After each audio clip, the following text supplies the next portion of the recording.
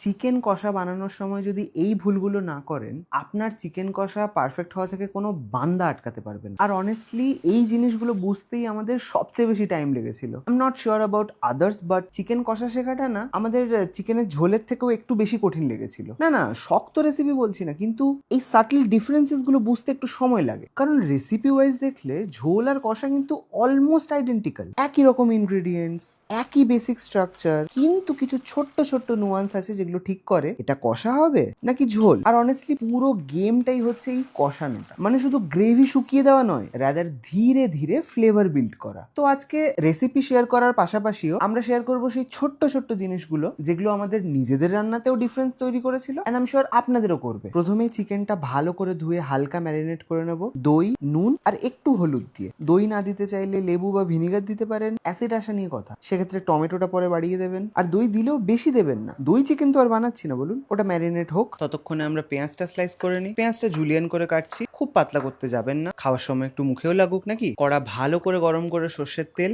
তাতে ফোড়ন দিয়ে দেবো আমাদের বাঙালি গোটা গরম মশলা, এলাচ, লবঙ্গ, দারচিনি আর কটা তেজপাতা। এরকম একটা মিষ্টি গন্ধ বেরোলে পেঁয়াজটা। অনেস্টলি এখানেই আমাদের সবচেয়ে বেশি ভুল হতো, কিন্তু একটু ধৈর্য ধরলেই আসল ডিফারেন্সটা বোঝা যায়। এই যে 1 চিমটি নুন দিয়ে মিডিয়াম টু লো ফ্লেমে আস্তে আস্তে ভাজছি, কারণ বাইরের থেকে দেখে অনেক সময় মনে হতো হ্যাঁ পেঁয়াজ তো রেডি, পেঁয়াজ ব্রাউন হয়ে যাবে ঠিকই, কিন্তু ভেতর থেকে সেই ব্রেকডাউনটা হবে না। আর সেই ব্রেকডাউনটা না হলে কিন্তু মশলা চিকেনের গায়ে ওইভাবে ল্যাপটালিপটি করবে না। এখানে হাই ফ্লেমে গেলেই সমস্যা। এবার দেখুন কালারটা একটু ডিপ হয়েছে, টেক্সচারটাও পাল্টে গেছে। এখনই রসুন বাটা আর আদা বাটা, এটাই প্রবাবলি ঝোল আর কষার প্রথম বিগ ডিফারেন্স।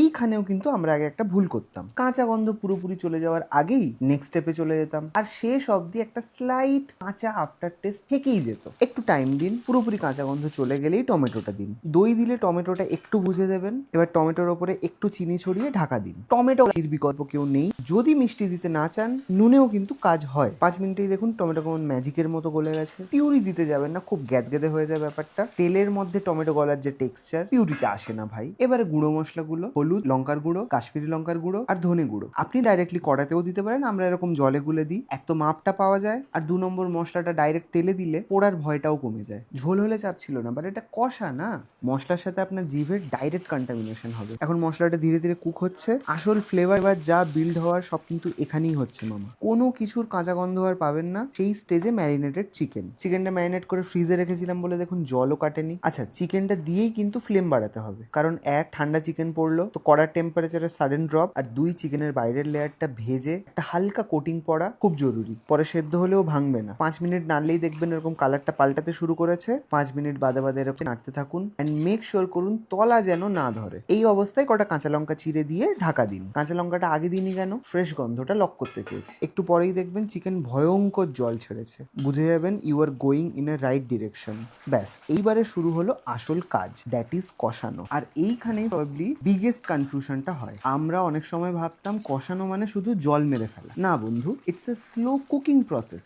ঢাকা দিয়ে দিয়ে রান্না হবে, মাঝে মাঝে খুলবো, তলাটা স্ক্রেপ করব, মেক শিওর করবো নিচটা ধরেনি, লাগলে একটু জল দেবো, আবার ঢাকা দেবো। দেখবেন আবার একবারে বেশি জল দিতে যাবেন না, তাহলে কড়ার টেম্পারেচার সাডেন ড্রপ, মশলা পুরো ঝোলের দিকে বেরিয়ে যাবে। এই সাইকেলটাই রিপিট হবে। এবারে দেখুন মশলার কালার আস্তে আস্তে ডিপ হচ্ছে, সবচেয়ে ইম্পর্টেন্ট চিকেনের গায়ে কোট হতে শুরু করছে। তাই অল্প অল্প জলের ছিটে আর ধৈর্যটাই আই থিঙ্ক এই রান্নার মেন ইনগ্রেডিয়েন্ট। আর একটু টাইম দিন, এইখানে তাড়াহুড়ো করলে কিন্তু পুরো এফর্টটাই জলে যাবে। এখন দেখুন হালকা তেল ছাড়ছে, কিন্তু একেবারে সেই তেল চপচপে লাগছে না। এই ব্যালেন্সটাই পার্সোনালি আমাদের কষায় সবচেয়ে ভালো লাগে। এই টেক্সচারটাই কিন্তু খুব ইম্পর্টেন্ট, কারণ এখান থেকেই বোঝা যায় আপনি ঝোলের দিকে যাচ্ছেন না কষার দিকে। ব্যাস, নামানোর আগে লাস্ট 1 মিনিট হাই ফ্লেমে, কারণ এই লাস্ট মিনিটটাই কিন্তু পুরো ডিশটার ক্যারেক্টার ডিসাইড করে। ফাইনাল টাচে একটু গরম মশলা আর 1 চিমটি চিনি। চিনিটা কিন্তু সুইটনেসের জন্য না, বরং পুরো ফ্লেভারটাকে রাউন্ড অফ করার জন্য। না খুব শুকনো শুকনো, না একেবারে গ্রেভি, না একেবারে তেল চপচপে, just enough coating. This is the final texture. মশলা কমপ্লিটলি চিকেনের গায়ে ক্লিং করছে, আর এই গ্লসি